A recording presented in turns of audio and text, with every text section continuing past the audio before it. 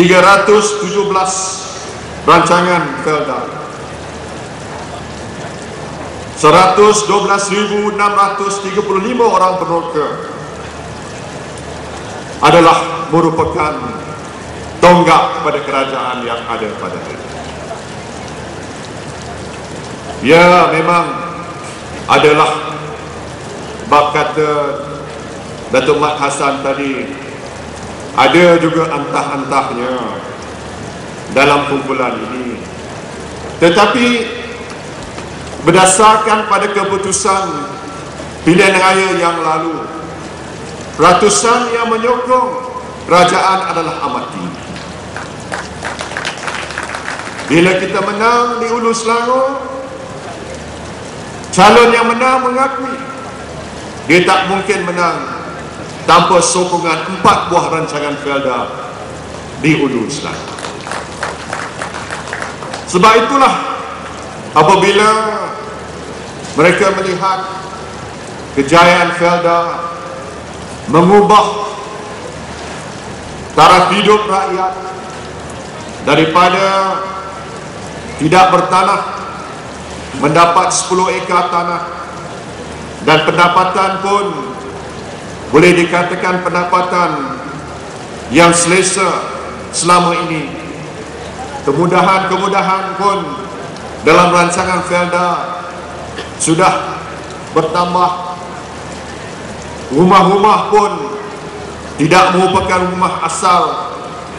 Malah, tuan-tuan dan puan-puan sekalian, saya nak kongsi reaksi daripada para hakim yang mengadili pertandingan rancangan Felda yang terindah yang kita dah lancarkan 2 tahun berturut-turut, di mana rancangan Felda yang terbaik, yang paling baik dalam urusannya, yang paling indah dari segi kebersihannya, terdiri daripada ketua-ketua bekas ketua pengarah jabatan. Bila mereka melawat rancangan-rancangan Felda yang berjaya itu, mereka melapor balik pada saya bahawa mereka terpegun melihat ada rumah-rumah peneroka Felda yang dia kata lebih indah, lebih cantik, lebih besar daripada rumah pengurusi jemaah hakim yang mengendalikan pertandingan rancangan Felda yang terbaik. Cuba bayangkan tuan-tuan dan puan-puan, seorang ketua pengarah jabatan peringkat persekutuan besar, rumahnya tidak secantik rumah beberapa, mungkin ramai juga bilangan Felda, peneroka Felda yang memiliki rumah yang lebih baik daripada rumah pengurusi Felda. Pengurusi Felda ni, pengurusi jemaah hakim yang bertanding, yang mengadili pertandingan rancangan yang terbaik.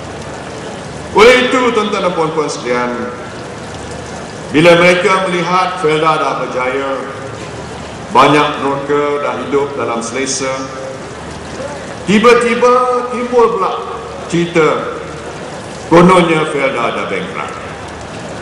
Saya pun hari ini punya heran. Saya pun tahu pasal membaca akaun. Saya pun ada kelulusan. Pengurusi Felda pun tahu. Pengarah besar pun Felda tahu. Kita tengok akaun Felda, pendapatan Felda, kita punya belik, tengok daripada muka depan, muka belakang. Tak tahu tang mana, orang dah kata tang mana kita ni boleh kata bankrupt.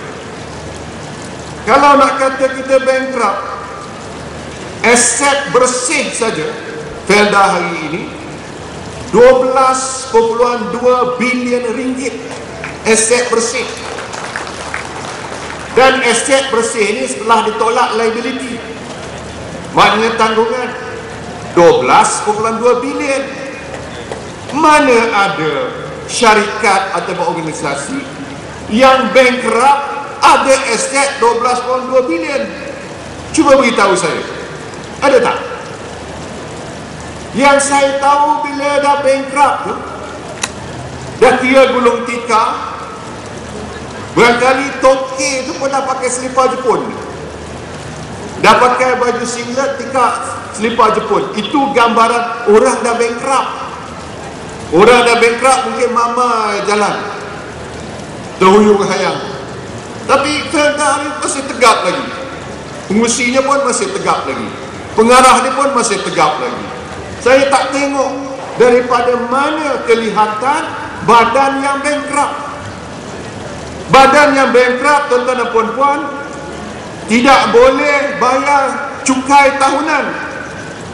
Ini cukai tahunan kita bayar pada tahun sudah. Cukai kita bayar 78 juta cukai Felda bayar.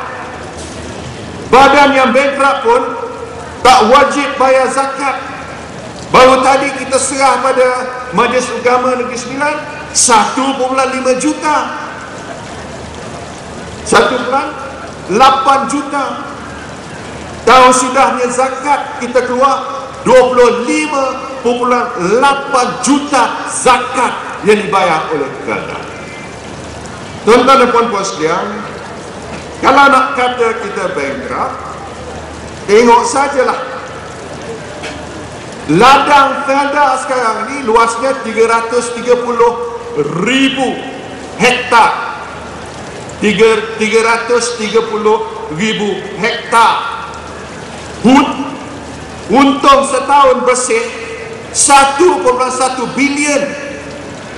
Bukan kecil punya keuntungan, 1.1 bilion. Cuba kita jual 330,000 hektar ni. Saya tak tahulah, saya tak bawa kalkulator saya hari ni, tapi saya rasa habis tidak 20 bilion, 15 bilion boleh dapat. Senang-senangnya, pejam-pejam matanya boleh dapat. Jadi sebab itulah tuan-tuan dan puan-puan, saya tak lihat bagaimana tuduhan melulu, tuduhan tidak berasas. Sudah tentulah kalau kita ada wang tunai dalam Felda, ya, wang tunai kita ini susut sikit, tapi aset kita bertambah. Keuntungan pada peroka Felda bertambah. Daripada pinjaman rumah 10,000 setiap peroka tanpa faedah pinjaman, kita dah keluar 662 juta selama ini kepada peroka Felda tanpa faedah. Pinjaman terbaik di dunia ialah pinjaman ini yang dikeluarkan oleh Felda tanpa faedah, tanpa riba. Apa lagi kita dah buat? Insurans takaful pun kita bagi. Maknanya dalam Felda ini, daripada masa kita lahir sampai kita meninggal, setiap perjalanan kehidupan kita, Felda beri bantuan kepada kita sebagai penolong.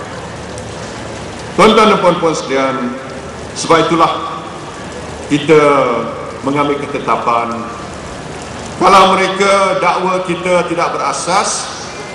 Saya tanya perhimpunan Felda di waktu peresmian MRSM ditolak baru-baru ini. Saya tanya, macam mana? Kita nak saman? Kita nak saman orang dakwa kita ni bankrupt?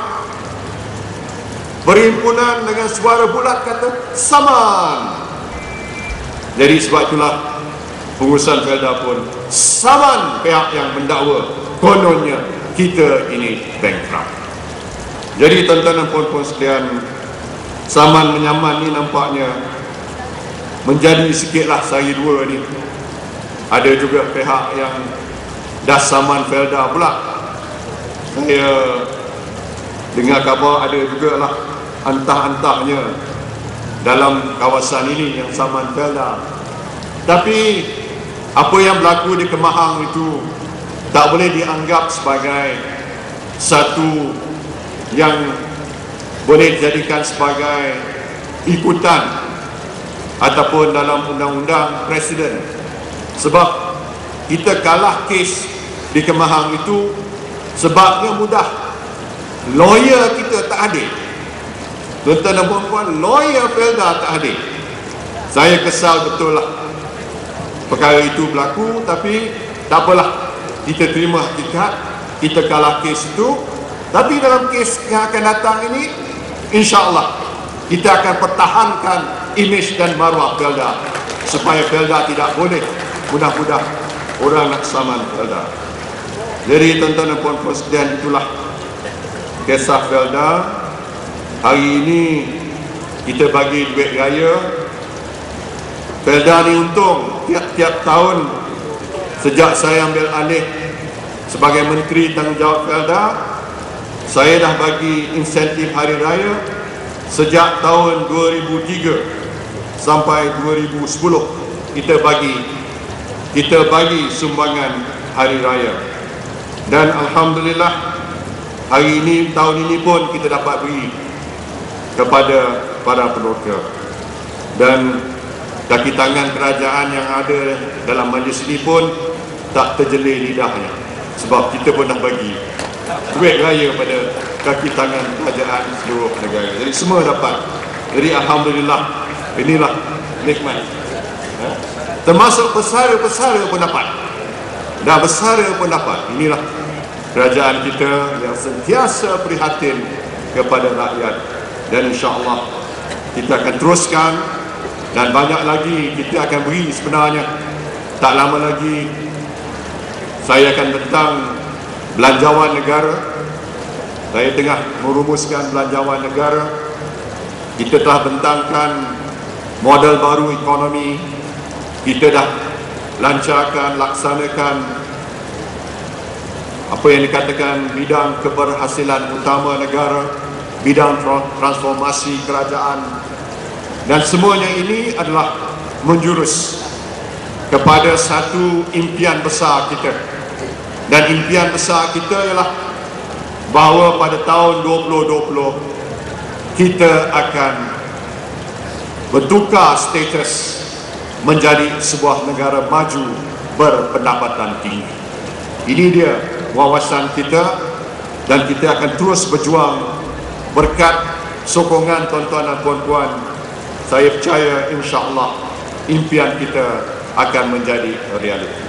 Sekali lagi saya ucap ribuan terima kasih di atas kehadiran perhimpunan yang amat besar. Betul, saya dah banyak program bulan Ramadan ini, tapi inilah program, setakat ini program terbesar yang telah saya hadir pada bulan Ramadan ini. Tak tahulah kalau ada program yang lebih besar pada ini bulan Ramadan ini, tapi sukalah nak mengatasi bilangan yang begini ramai. Jadi saya ucap terima kasih pada semua pihak yang hadir hari ini. Ramai, boleh katakan semua pemimpin-pemimpin Nongori ada hari ini. Pusat negeri, Tan Sri Isa pun dengan Puan Sri senyum dia, tak habis lagi senyum dia. Saya lihat ini semua adalah penyokong-penyokong setia pada kita. Mudah-mudahan dengan ini semua berkat muafakat kita, insya-Allah Negeri Sembilan akan kekal dalam tangan Barisan Nasional kita, insya-Allah. Saya ucapkan selamat berpuasa dan selamat menyambut Hari Raya Aidilfitri. Terima kasih. Assalamualaikum warahmatullahi wabarakatuh.